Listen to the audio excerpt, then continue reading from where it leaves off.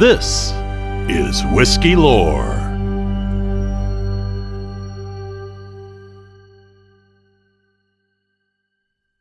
The life of young James Wolfe was a whirlwind. Son of a lieutenant general, he would enlist as a professional soldier in the British Army at the age of 14. And by the age of 21, his service included 7 campaigns on the continent, as well as in Ireland and Scotland. He had attained the rank of major, and he commanded the 20th Regiment, stationed at Stirling. His skill was unquestioned, and his thesis on the proper use of the bayonet was adopted as standard tactics by the British Army, and his tactical theories were so well respected, they would be immortalized in the book, General Wolfe's Instructions to Young Officers. But for all of his successes and promise, at the beginning of the 7 Years' War, now Colonel Wolfe had been suffering through several bouts of illness. And having lost his brother to consumption, he became fatalistic, with a fear that he might have contracted the same deadly disease. And maybe it was this fear of death that drove him forward, attempting to accomplish all that he could. But it also made him look erratic. Add to this his hot temper, youthful age and appearance, not to mention his apparent lack of interest in hobnobbing with the other officers, and the list of Wolfe's detractors began to grow. But when it came to the battlefield, there were no doubts. Having distinguished himself during the 7 Years' War, he pushed for aggressive action in the Battle of Roquefort, while his commanding general sat idle. Wolfe showed that he was a man of action and a soldier of distinction. In fact, he ended up catching a very important eye, that of the Prime Minister, William Pitt the Elder. And with a war raging on both sides of the Atlantic, quality commanders were in short supply. So Pitt earmarked Colonel Wolfe for leadership in Canada. And Pitt's faith in the young leader was rewarded when now Brigadier General Wolfe, along with Robert Rogers' Rangers, led a successful amphibious attack on Louisbourg in New France, now modern-day Nova Scotia. Wolfe's star was rising, and after another up-and-comer General Howe had died at the Battle of Ticonderoga, Pitt was forced to turn to his next best option. And up next was the critical campaign at the narrowing of the St. Lawrence River. The Battle of Quebec would be under the leadership of none other than 32-year-old Major General James Wolfe. But according to the 1786 book Letters and Poems by the late Mr. John Henderson, this wasn't a popular choice for everybody, including William Pitt's main rival, the Duke of Newcastle, who apparently went straight to King George II, telling him every rumor that he had heard about Wolfe, including his temper, neuroses, and restless energy, finally exclaiming, "The gentleman by no means is eligible for such an important station, being positively mad." But King George, hungry to have as many aggressive generals at his disposal as possible, is said to have replied, "Mad is he? Before he sets out, I wish to my God that he would bite some of my other generals and make them mad too." Major General Wolfe would go on to become the most revered British military man of his era. At the Battle of Quebec, he and his men would scale the impossibly steep cliffs of the Plains of Abraham, completely taking the French by surprise. And the maneuver would rank as one of the greatest military tactics ever undertaken. But unfortunate for him and the British Empire, General Wolfe would succumb to his wounds that he sustained during the battle. But the victory would help England end France's reign in Atlantic Canada, and would forever mark the young General Wolfe as a legend. The story of the conversation between the Duke of Newcastle and King George II isn't widely mentioned in history books, probably because it was more anecdotal than actual fact. Neither of the men involved were alive when the tale was spun 3 decades later. But lovers of history will always find it a fun and humorous story that's well worth passing down. And as you'll discover in this episode, whiskey would find its own humorous anecdote when a war-weary president would be forced to defend an accused drunkard as his choice for the head of the Union Army.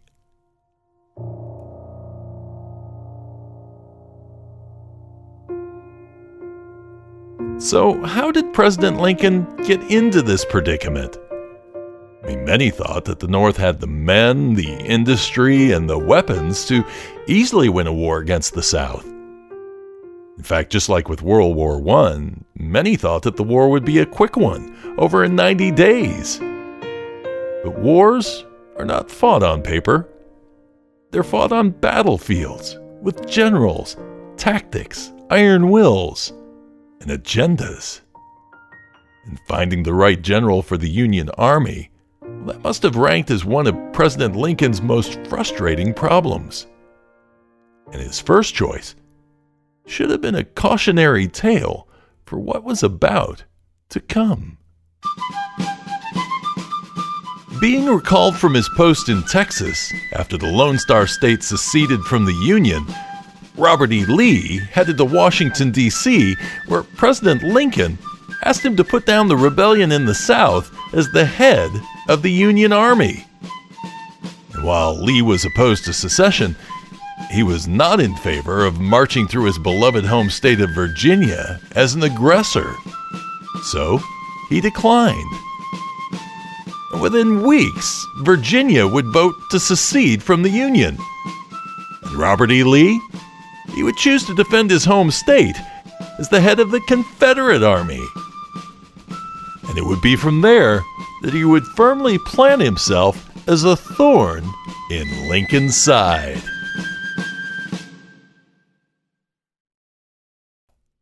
The next choice for the president? General Irvin McDowell. But McDowell was a supply officer, not a field commander. And it was a Herculean task to have an army ready on such short notice. And McDowell would overcomplicate his plans, causing his superior forces to be crushed at Manassas. Next up would be General George B. McClellan. To McClellan's credit, his ability to organize and prepare an army was exactly what the Union forces needed. But while he did yeoman's work getting them prepared, he never wanted to use them. After marching to within 20 miles of the Confederate capital of Richmond, he stopped advancing and ended up being outwitted and driven into Maryland. So out with McClellan and in with General John Pope. But another failed attempt on Richmond led to another battle of Manassas. And even with 26,000 more troops, he lost the battle and gained twice the casualties of General Robert E. Lee's outgunned force. So he went back to McClellan for another turn. Things started looking encouraging at first as he led the Army of the Potomac to victory over Lee at Antietam. But against Lincoln's wishes, he let Lee escape without pursuit. Next to the plate was General Ambrose Burnside, whose most lasting contribution to the world was the term sideburns, which he was famous for. But on the battlefield, his ineptness reared its ugly head immediately in a crushing loss at the Battle of Fredericksburg. Then it was General Joseph Hooker, who boasted about his abilities as a dictator rather than as a commander. Frustrated, Lincoln swallowed hard and put him in charge anyway. At the Battle of Chancellorsville in Virginia, he stalled when he had an early opportunity to take the battle, and his 133,000 men lost against 60,000 Confederate soldiers under Lee and Stonewall Jackson. You could call it a comedy of errors if this bumbling wasn't leading to such abhorrent loss of life. Finally, it was General Lee taking decisive action, bringing the war to the North. His goal was to break the will of the Yankees by fighting on their turf. They reached as far as Gettysburg, Pennsylvania, where Lincoln's latest general, General Meade, actually took the battle to the Confederates and won, but like McClellan before him, he failed to pursue and defeat Lee's army. Lincoln was beside himself.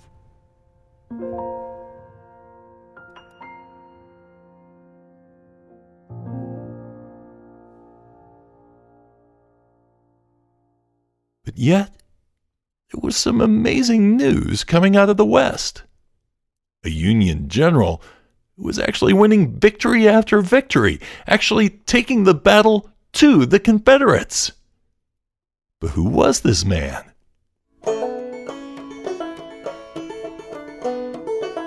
Ulysses S. Grant was quite the unlikely hero at the inception of the war between the states. When the first shots rang out at Fort Sumter in South Carolina, he was in Galena, Illinois, working as a clerk for his father in his leather goods store. But Grant was no stranger to the Army, and Army life had been both good and bad for him. When he was appointed to West Point, he was a reluctant soldier who worried about his academic abilities and was concerned about the mundane lifestyle. But he soon grew to love the Army, and he graduated from West Point 21st in his class of 39. Not long after, he was engaged to Julia Dent, the sister of a classmate. But marriage would have to wait. He was called into duty for the U.S. Army as a quartermaster in the Mexican-American War. But soon, it would be his ability with horses that would lead him into victories and subsequent accolades from his commanders. Things were looking up for Grant. He returned home after the war and was married.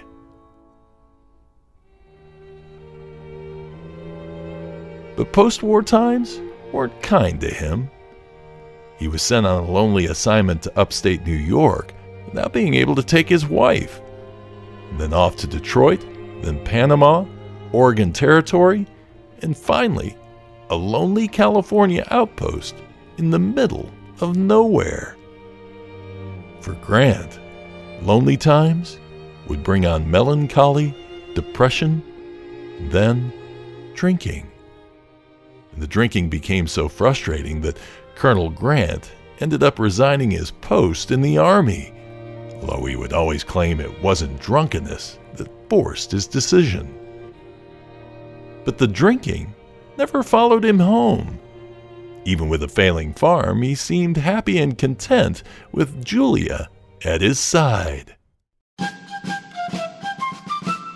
When Lincoln called for troops at the inception of the Civil War, U.S. Grant stood up, ready to fight.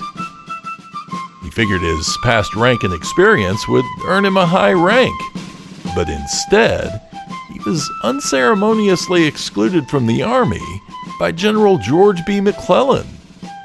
With no other choice, Grant would spend his time assisting the Illinois State Militia. But a year later, Lincoln would call for an additional 300,000 troops, and Grant would be reinstated into the Federal Army as a brigadier general under the commander of the Army of the West, John C. Fremont. But like Lincoln's other generals, Fremont, he had a knack for not attacking the enemy. When Lincoln dismissed him for inaction, Grant seized the opportunity, and he won victories at the Battle of Belmont, the Battle at Fort Henry, and the Battle of Fort Donaldson. All seemed to be headed in the right direction until Grant's tactics came into question during the carnage at the Battle of Shiloh. It was a victory, but it was a costly one. It was suggested that Grant may have been drinking during the heavy loss of life. And this brought calls for his removal. But Lincoln was reported to say, "I can't spare this man. He fights." Grant's next action was the siege at Vicksburg. This critical area, especially if it was won by the Union, would put control of the mighty Mississippi in their hands. It would serve to split the South in two. Grant and his army starved out the population for 6 months. And on July 4th, Confederate General Pemberton surrendered Vicksburg to Grant. And that made Grant a hero, and he was quickly gaining favor with the masses. And Lincoln and Congress were making waves about bestowing on Grant the title of Lieutenant General of the Army, a title not held as a permanent rank since George Washington in 1798. Well, this prospect was sending a chill down some people's spines. And unlike the arguments of temperament and inexperience that General Wolfe encountered, it was Grant's reputation as an out-of-control drinker that had more than a few people concerned. But was Grant really an alcohol abuser like some people were suggesting? Or was this more of a fable, taking a few instances to make a mountain out of a molehill, simply to keep the general out of such a powerful position? Grant's father, Jesse, was no fan of the bottle. Ulysses' grandfather, Noah, had abandoned Jesse after having uncontrollable fits of alcoholism after his second wife passed away. Part of the reason young Ulysses was sent to West Point was to help him to get on a successful life path, so alcohol wouldn't be a strong temptation. But West Point and the Army were sure to bring some passing acquaintances with alcohol. But if Grant imbibed during his time, no one seemed very concerned. It wasn't until Sackett's Harbor in upstate New York that Grant himself became concerned with his level of drinking. So he turned to the Sons of Temperance, vowing to pursue a life of abstinence. But when he went to Detroit, he lost his support network, and out of loneliness, he started drinking again. And one night while passing a storefront, he slipped on the ice and he hurt his leg. Grant would take the store owner to court and win. But in the court case, the store owner suggested that maybe soldiers wouldn't slip if they'd stay sober. After Detroit, he was transferred to Panama, and on the way, he roomed with a steamship captain, J. Finley Schenck, who noticed that Grant kept sneaking out in the evening to raid the liquor cabinet. Then it was on to Fort Vancouver, and here he would meet future General George B. McClellan. During his time at Fort Vancouver, he was apparently openly intoxicated several times in front of the other officers, including McClellan. In this instance, Grant may have picked the wrong man to flout his alcohol abuse in front of, since it would be McClellan who would make it so hard for him to achieve reinstatement at the beginning of the Civil War. His lack of judgment in who he chose to drink in front of may also explain the strength of the rumor mill around his drinking. But his next post was one of his worst: Fort Humboldt, California. He'd been paired with Lieutenant Colonel Buchanan, a man he already had an ongoing feud with. Buchanan suggested that Grant was drinking heavily on a regular basis. During one particular bender, Buchanan put him on a report for drunkenness and told Grant to write a letter of resignation and keep it in a safe place. And upon his next bender, Buchanan would make Grant sign the letter. So during the Civil War, you have to ask yourself, was it reality, jealousy, or simple politics that were leading to the increasing rumors of Grant's drunkenness? What a lot of people don't know is that Grant actually had a shadow during his campaigns, a man named Major John Rawlins. Rollins made it his duty to keep Grant sober. In fact, no one reported seeing Grant drink at Shiloh. Only at Vicksburg, during the long 6-month siege, was the abuse of alcohol so great as to warrant concern. But again, that was during times of inaction, not action. Still, the general's reputation left him exposed. While Lincoln was considering him for higher posts, there were sure to be those who would do anything to keep him from attaining a higher rank in the Union Army. In the heat of the debate about the general's future, on September 23, 1863, the New York Herald reported, "A committee of abolition war managers waited upon the president and demanded the general's removal on false charges that he was a whiskey drinker and little better than a common drunkard." "Ah," exclaimed honest old Abe, "you surprise me, gentlemen. But can you tell me where he gets his whiskey?" "We cannot, Mr. President. But why do you desire to know?"